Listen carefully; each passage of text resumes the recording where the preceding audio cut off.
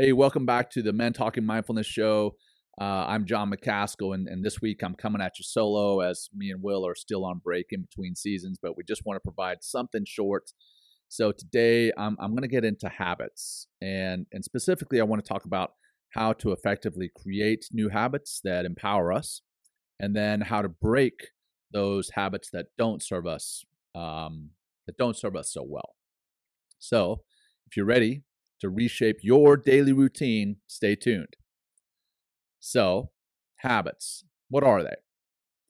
Habits are really, if you think about it, they're the things that we do often.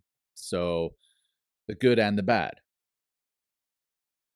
From the mundane, kind of boring stuff to the working out regularly to really the extraordinary stuff. Maybe you're in a band and you regularly practice the instrument, or you practice singing.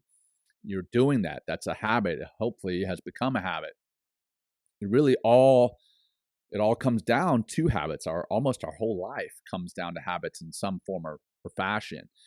But changing habits, it's not just about willpower. And developing those habits isn't all about willpower either. I've got some tricks and some tips on how you can develop these new habits and how you can break them. It's all really about setting yourself up for success. It's about having a strategy in place and an understanding of what it is you want to get out of developing these new habits or breaking these bad habits. So I want to put this out up front that I am not an expert on this, obviously, but I've learned a lot about developing habits and breaking bad habits from reading a few books on these. And the number one, or the first one, not necessarily the number one book, but the first one I want to talk about is Charles Duhigg's book, The Power of Habit. And in that book, Charles Duhigg, he talks about the habit loop. And the habit loop is having a cue, a routine, and a reward. And that loop really helps us to kind of break down the anatomy, if you will, of a habit. And it gives us leverage points for making these changes. Again, the good and the bad. So let's take a common practice, a common scenario, right? Checking your phone. You may have done it already just during this show. But checking your phone, right? The phone dings, it pings, get that notification. Maybe it just vibrates in your pocket. That's the cue. So you pick it up and you start scrolling. That's the routine that is in response to the cue. And what's the reward? Well, the reward could be a message, a text from a friend, an email, notification on social media that one of your posts got liked or something.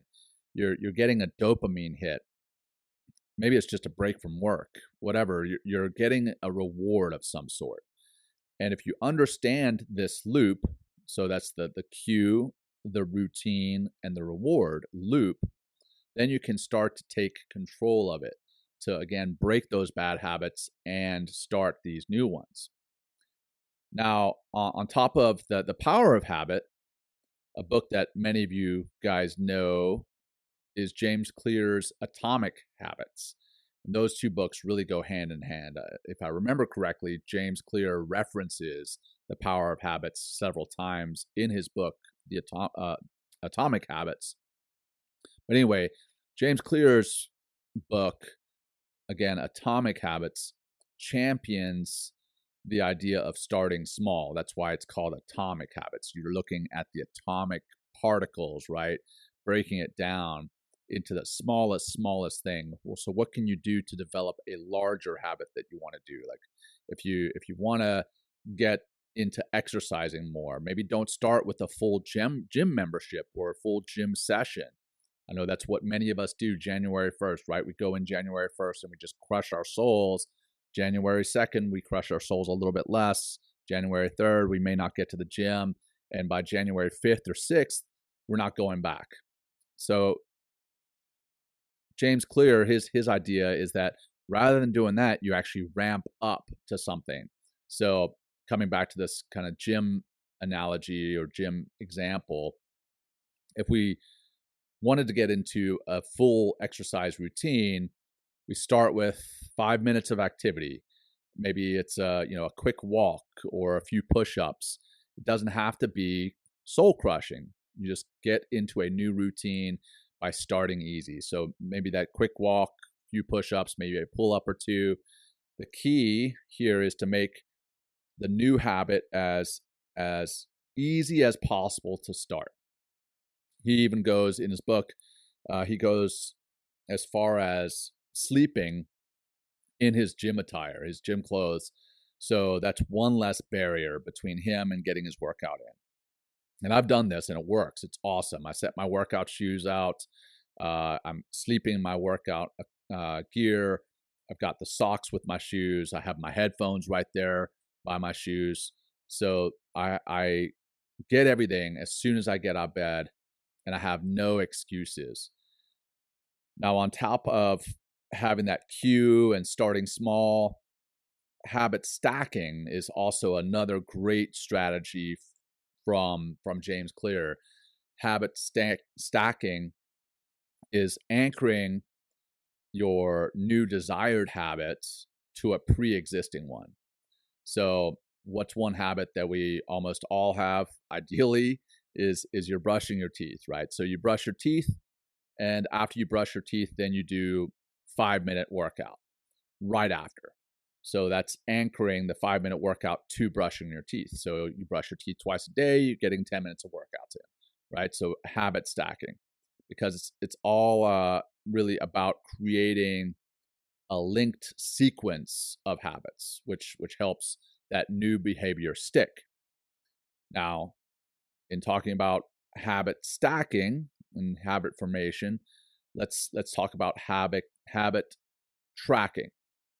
So one way that I've found that is very effective for me is I have a calendar, and if I write down, or rather draw on each day of the month, maybe a little circle, and I don't fill it in.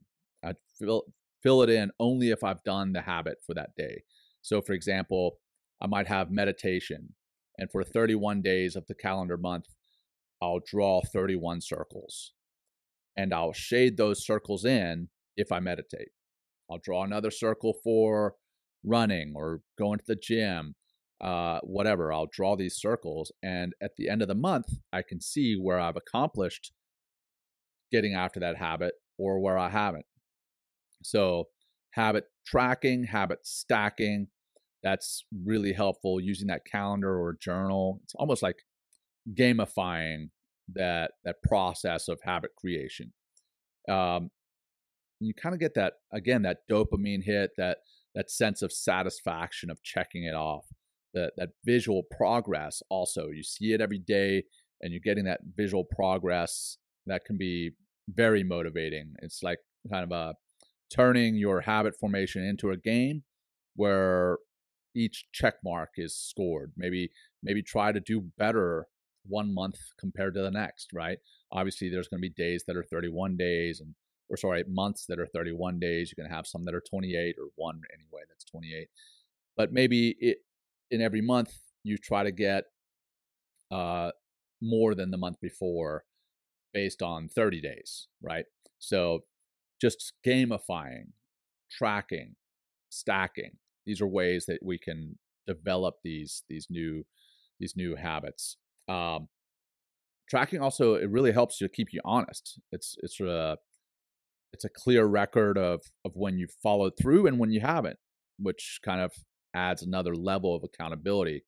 So, all right, let's shift from making or creating good habits to breaking these bad habits. So we want to make, like James Clear and Charles Duhigg, they talked about making the good habits easy. Well, we want to make the bad habits hard to get to. So if you want to stop snacking late at night, maybe don't keep snacks by your bed, right? Don't keep really bad snacks in your house. Modify your environment to disrupt this habit loop, right? Take out the cues, take out the rewards, take those out, and then you're less likely to do it. And then I have a really bad habit of biting my nails.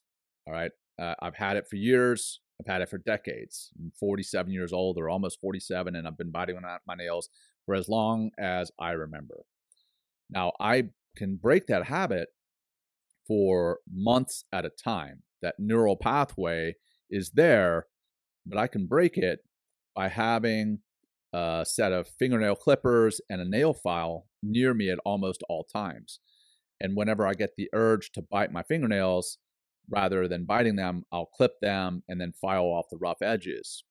Now, if I don't have that handy, I can still fall back into that habit loop because that neural pathway is there. That habit still will be there. But if I do have them handy, then I can overcome that. So that's and as I overcome it more and more and more, that neural pathway starts to fade and fade and fade. It doesn't go away, but it fades. That's why it's so easy to get back into a bad habit, is that neural pathway is back there. And you can fall back onto that neural pathway if you don't set yourself up for success. So for me, nail biting, having the nail clippers, fingernail file handy, that keeps me from falling back into that habit readily. So, I'm sure you have examples as well. So it's also very effective to replace bad habits with good ones. So, I don't know, maybe you're trying to break your phone habit, right? So instead of scrolling on your phone during your breaks, maybe, this is Men Talking Mindfulness. Why don't you try a mindfulness practice?